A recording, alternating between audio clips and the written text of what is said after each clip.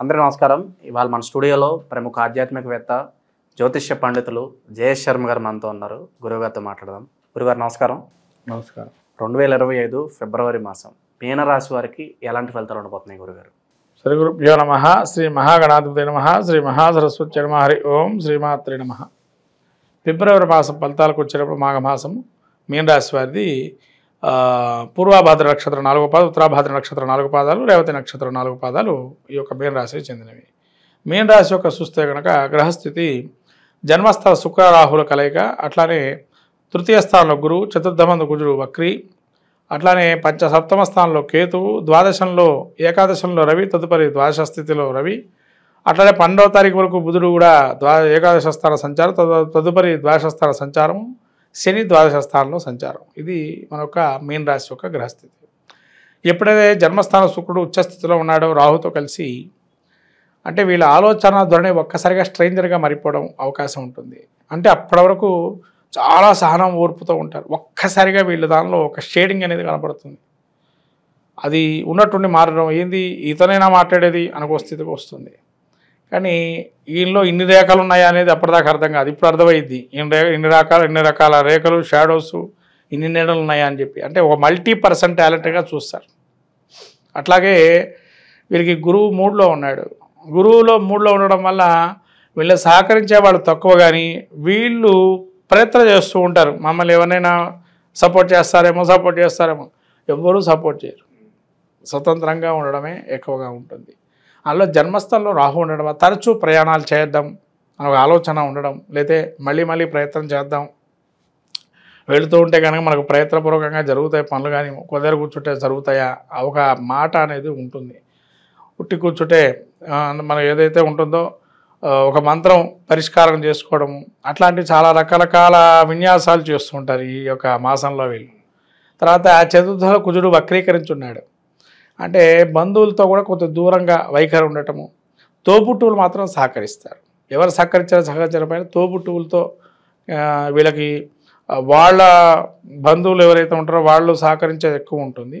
తర్వాత కొంత ప్రయాణాలు చేసేటప్పుడు జాగ్రత్తలు వహించడం మంచిది. ఎందుకంటే కుజుడు చతుర్థంలో ఉండడం వల్ల వక్రీకరించి ప్రయాణాలు చేసేటప్పుడు 1-2 ఇంతగా ఆలోచన చేయడం, అంటే బండి కానీ వాహనం కానీ పక్కన వాడు నడిపేది మనం చూసుకొని నడపడం అన్న మంచిదైతే యాక్సిడెంట్స్ అయ్యే అవకాశం ఉంటుంది.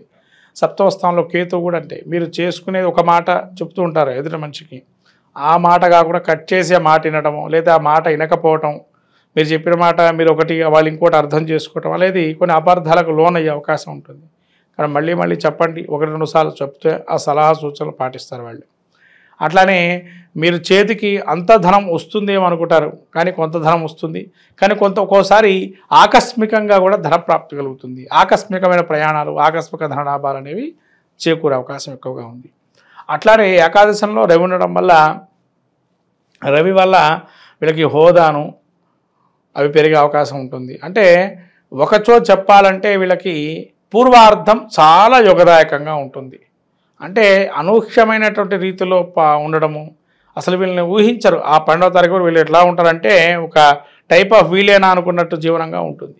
తర్వాత బుధుడు 12లో ఉండటం వల్ల అజీర్ణము, లేతే జీర్ణకోశం కానీ, లేతేనా లంగ్స్కి సంబంధించి కానీ, లేదా భుజాలకు సంబంధించి కానీ నొప్పులు అనేవి ఎక్కువగా ఉంటాయి. కాబట్టి ఆరోగ్యరీత్యా ఎక్సర్సైజులు చేయటం మంచిది, వ్యాయామం అనేది చేయాలి. వ్యాయామం చేయకపోతే కనుక కష్టం. ఎందుకంటే వీళ్ళకి నరాల బలహీనత కూడా ఉంటుంది. శని 12లో ఉన్నాడు, ఏలినాడు శని ప్రభావం ఆల్రెడీ నడుస్తుంది, జన్మంలోకి వస్తున్నాడు ఇంకా రాబోయే కాలం. కాబట్టి ఆరోగ్యరీత్యా చాలా జాగ్రత్తలు తీసుకోవాలా. మరి ఆర్థికంగా కూడా ఎక్కువ ఖర్చు పెట్టుకోకుండా ఉండాలా. ఇవన్నీ కూడా వీళ్ళు చాలా కంట్రోలింగ్గా చేసుకోవాలి. ఎందుకంటే ఎంత కంట్రోల్ చేస్తే అంత మంచిది. అంతే తప్ప ఇక మనకు ఉన్నాయి కదా అన్నీ ఉన్న 4 నూలు గింజలు దానం చేసినట్టుగా ఉన్న గింజలన్నీ దానం చేస్తే చివరికి నీకేం మిగలవు. కాబట్టి జాగ్రత్తగా ఉండడం మంచిది. అన్ని గింజలు దానం చేయడం కాదు, మీకు ఉన్నదానిలో కొన్ని దానం చేయండి. విద్యార్థులు, నిరుద్యోగులు, ఉద్యోగస్తులు వీళ్ళకి ఎలా ఉండబోతుంది గురువు? విద్యార్థులకి కొంత చదువు మీద శ్రద్ధ తగ్గుతుంది. ఎందుకంటే జన్మంలో రాహు ఉండడం వల్ల స్నేహిత సహవాసం వల్ల, లేదా చెడు సహవాసాలు కానీ, లేదా ఎంటర్టైన్మెంట్ ప్రోగ్రామ్స్కి హాజరవ్వటం, విద్యను అశ్రద్ధ చేయడం జరుగుతుంది. కాబట్టి విద్యార్థులు ఖచ్చితంగా మీరు పునః సమీక్షించుకోవటం మంచిది. ప్రతి విషయం పరీక్షలు ఎట్లా రాయగలుగుతాం ఏంటి అనేది సమీక్షించుకొని వెళ్ళడం మంచిది. అంతేగాని నిత్యము ఎంటర్టైన్మెంట్ ప్రోగ్రామ్స్ అనో లేదా స్నేహిత వర్గంలో ఉండడం అనేది కాదు. మీరు విద్యా జీవితాన్ని కూడా గడిపితేనే రేపటి రోజు మీకు భవిష్యత్తు అనేది ఉంటుంది. ఇక శుభకార్యాల విషయానికి వస్తే ఏమైనా జరగడానికి ఆస్కారం ఏదైనా కనిపిస్తుంది? శుభ కార్యక్రమాలు నిమిత్తము కొంత ఆటంకాలే ఉన్నాయి, ప్రస్తుతం ఏం అయ్యేటట్టు అయితే లేవు. కాబట్టి వాటి జోలికి వెళ్ళకపోవడమే మంచిది. విదేశాలకు ఎవరైతే వెళ్ళాలనుకుంటున్నారో మరి ఏమైనా ప్రయత్నపూర్వకంగా ఏమైనా చేయొచ్చు అంటారా ఈ మాసంలో? వివాహాలు సంబంధాలు వస్తుంటాయి, వెళుతుంటాయి. మీకు తగిన సంబంధం అయితే రావటం కష్టమే. ఇక తర్వాత కాలం ఏదైతే ఉందో కొంత అనుకూలమై ఉంది, ప్రయత్నం చేస్తుండాలి. అట్లా అని చెప్పి ఆగిపోవద్దు, వివాహ ప్రయత్నాలు చేస్తుండాలి. భూమికి సంబంధించిన వ్యవహారాలు ఈ విషయంలో భూములు కొనాలన్నా అమ్మాలన్నా దీనికి సంబంధించిన ఎలా ఉండబోతున్నాయి? భూమి కొనుగోలు అమ్మటాలు క్రయ విక్రయాదుల్లో చూస్తే కొంచెం జాగ్రత్తగా ఉండాలి. లిటిగేషన్లు ఉండే భూములు కొనే అవకాశం ఉంటుందండి, జాగ్రత్తగా చూసుకోండి. ఎందుకంటే లిటిగేషన్లు ఉన్నాయి లేదా అవి చెప్పకుండా మిమ్మల్ని కొనటం ఏముందిలే పరిష్కారం చేయగలుగుతామని కూడా పరిష్కారం కావవి. జాగ్రత్తగా మీరు పరిష్కారింపచేసిన ఉన్నటువంటి భూములు కొనుక్కోవడం మంచిది. క్రయ విక్రయాలు జరిపేటప్పుడు లాభాలు నష్టాలు చూసి బేరీజ్ వేసుకొని కొనటం కానీ అమ్మటం కానీ చేయండి. నష్టానికి అమ్ముకోవద్దు, లేదన్నా మనం లాభానికి వస్తుంది కదా భూమి కొనుక్కోవద్దు. ఎందుకంటే దాని పరిణామాలు కొన్ని మంచిగా ఉంటాయి, చెడు ఉంటాయి. జాగ్రత్తగా ఉండడం మంచిది. వైవాహిక జీవితం ఎలా ఉండబోతుంది గురుగారు? అలాగే ఆకస్మిక ధన లాభం ఏదన్నా ప్రాప్తి ఏమన్నా కలుగుతున్నాయి వీరికి? వైవాహిక జీవితం చాలా బాగుంటుంది. జన్మస్థ శుక్ర సంచారం ఉంది కాబట్టి దాంపత్య అనుకూలంగా ఉంటుంది. కానీ చీటికి మాటికి సంసారం తర్వాత పోట్లాటలు ఉంటాయి, ఇక టామ్ అండ్ జెర్రీ లాగా నడుస్తుంటాయి. కాబట్టి పెద్దగా సంబంధం లేదు, అవి మామూలుగా నడుస్తుంటాయి. లగ్నంలో జన్మస్థానంలో రాహు ఉండడం వల్ల. అయితే కేతు సప్తమ స్థానంలో ఉండడం వల్ల కొంత దైవానుగ్రహం ఉంటుంది. కాబట్టి తద్వారా సమస్య పరిష్కారానికి కూడా ఉంటాయి. ఇంకా మంచి ఫలితాలు పొందడానికి మేన్ రాశి వారికి ఏదన్నా మంచి రెమెడీస్ ఉంటే తెలియజేయండి గురుగారు. ఈ యొక్క 12వ స్థానంలో బుధుడు సంచారం వల్ల విష్ణుమూర్తి దేవాలయం సంచారం చేసుకోవటం, లేదా ఎక్కువగా లక్ష్మీనారాయణ హృదయ కవచం పారాయణం చేసుకోవటం, అట్లాగే సుబ్రహ్మణ్య క్షేత్ర దర్శనం చేయటం, అవకాశం ఉంటే నవగ్రహ ధాన్యదానాలు ఇవ్వటం. ఈ మాఘమాసంలో దానం స్నానం వ్రతాధికాలు చేసుకోవటం వల్ల కూడా మంచి ఫలితాలు వస్తాయి మీనరాశి వారికి. ఎందుకంటే రాబోయే కాలం వీళ్ళకి ఏలినాటి శని ప్రభావంలో జన్మస్థ శని సంచారం జరగబోతుంది. కాబట్టి రాబోయే కాలానికి ఇప్పటి నుంచే మీరు సంసిద్ధంగా ఉండాలి. కాబట్టి ఈ మాసంలో నుంచే మీరు వ్రత యజ్ఞయాగాదులు దానాలతో శ్రద్ధగా పూజాది కార్యక్రమాలు చేసుకోవటం వల్ల మంచి కలుగుతుంది. మనకు రాబోయేటువంటిది ఈ మాఘమాసం, ఫిబ్రవరి నెల. ఈ మాఘమాసంలో అందరికీ తెలిసినటువంటి ఉత్తరాయణ పుణ్యకాలం వచ్చిన తర్వాత మొదటి శుభమాసంగా అందరూ మాఘాది పంచమాసాలు పెళ్లికి కానీ శుభ కార్యక్రమాలకు కానీ చాలా ఉపయోగకరంగా అనేకమైనటువంటి పుణ్యమైనటువంటి రోజులు ఉన్నాయి. ముఖ్యంగా చెప్పాలంటే సంతానం కోసం ఎవరైతే వెయిట్ చేస్తూ ఉన్నారో వాళ్ళకి చాలా అద్భుతమైన మాసంగా మాఘమాసం చెప్పబడింది.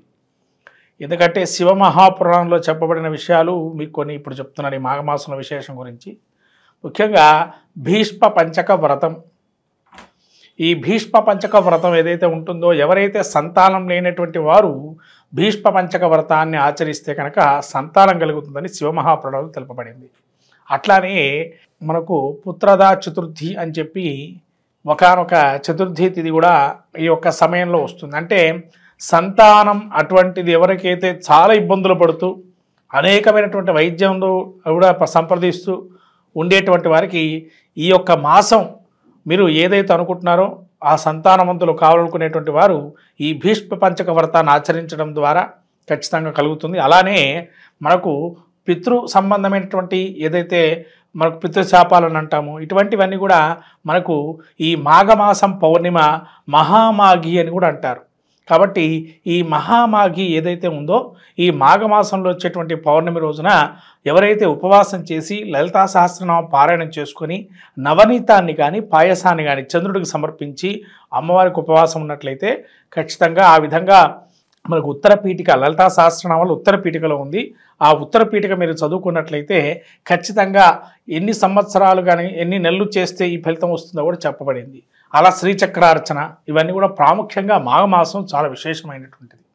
అట్లాగే మీకు ఈ భీష్మ ఏకాదశి అని అట్లానే మనకు మహామాఘి అని మహాశివరాత్రి ఇలా పర్వదినాలన్నీ కూడా ఈ మాఘమాసంలో వస్తాయి. కాబట్టి ఈ 12 రాసుల వాళ్ళందరూ కూడా ఈ మాఘమాసంలో కూడా అనేక పుణ్య కార్యక్రమాలు నెరవేర్చుకొని అందులో మాఘ స్నానం అంటారు. ముఖ్యంగా మనకు మాఘ పురాణం కూడా ఉంది. అంటే పద్మపురాణ అంతర్గతంగా ఈ యొక్క మాఘపురాణం కూడా ఉంటుంది. అంటే పద్మపురాణంలో ఎవరైతే విష్ణుమూర్తిని ఎక్కువగా వైశాఖ మాసంలో కానీ, అట్లానే మనకు కార్తీక మాసంలో కానీ, ఇట్లా మాఘమాసంలో కానీ ఈ పురాణాలు మన అందులోంచి తీసుకోబడింది. ఈ స్కాంద పురాణంలో కొంత, అట్లానే పురాణం మరి పద్మపురాణంలో కొంత ఆ భాగాలు తీసుకొని ఈ పురాణాలు ఏర్పడినాయి. కాబట్టి ఈ మాఘ పురాణం కూడా మనకు స్నానాల గురించి తెలుపబడింది విశేషంగా.